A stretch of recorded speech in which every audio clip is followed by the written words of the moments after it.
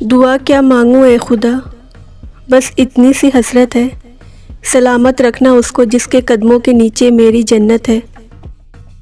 مختصر الفاظ میں زندگی کے متعلق صرف یہی کہا جا سکتا ہے کہ ایک آہ ہے جو واہ میں لپیٹ کر دی گئی ہے۔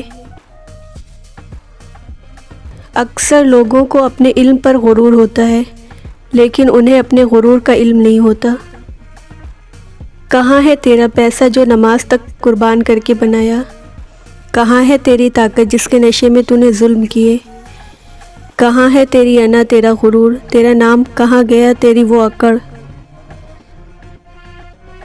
جب پگڑیاں پاؤں میں گرتی ہیں تو محبت وار دی جاتی ہے۔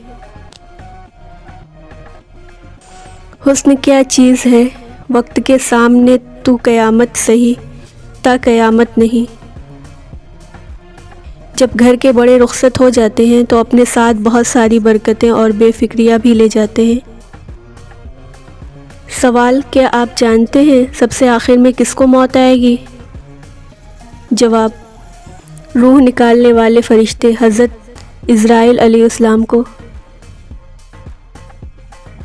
اگر نیتوں کا اثر چہرے پر نظر آنے لگتا تو معاشرے کا ہر فرد نقاب کرنے پر مجبور ہو جاتا۔ بچوں کو جب مارتے ہیں تو اس کا مطلب پتہ ہے کیا ہے؟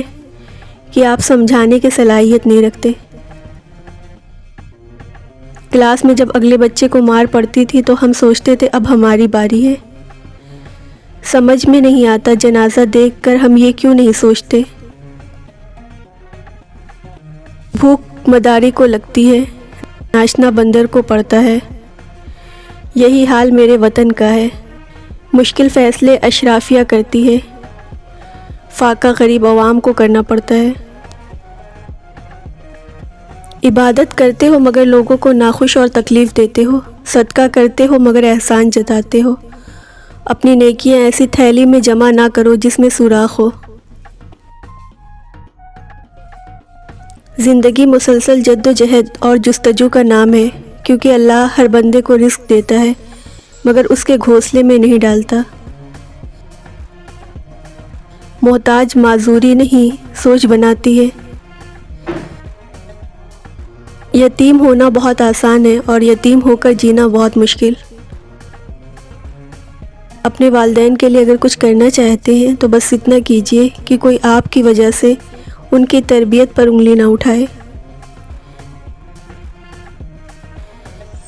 کچھ بیٹیاں اپنے گھر کی شہزادیاں اور اپنے شوہر کی رانیاں ہوتی ہیں، کیونکہ ہر مرد ایک جیسا نہیں ہوتا۔ اور پھر میرے بابا نے کہا بیٹا مضبوط بنو، ماں باپ رحم کھا لیتے ہیں لیکن دنیا والے نہیں۔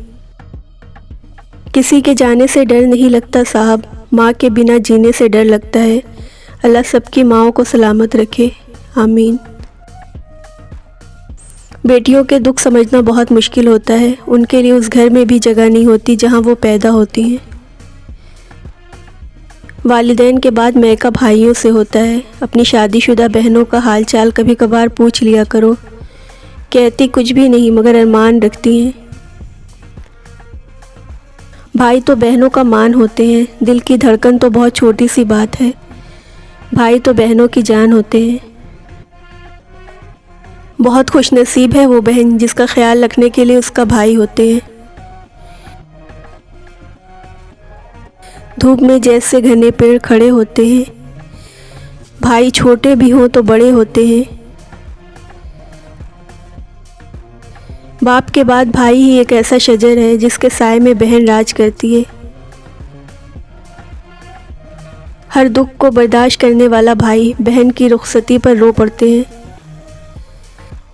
بڑے بھائی کا ہونا بھی کسی نعمت سے کم نہیں، وہ ہمیں غلط راستے سے روکتے ہیں۔ یا اللہ ہر بہن کے بھائی کی حفاظت کرنا، آمین۔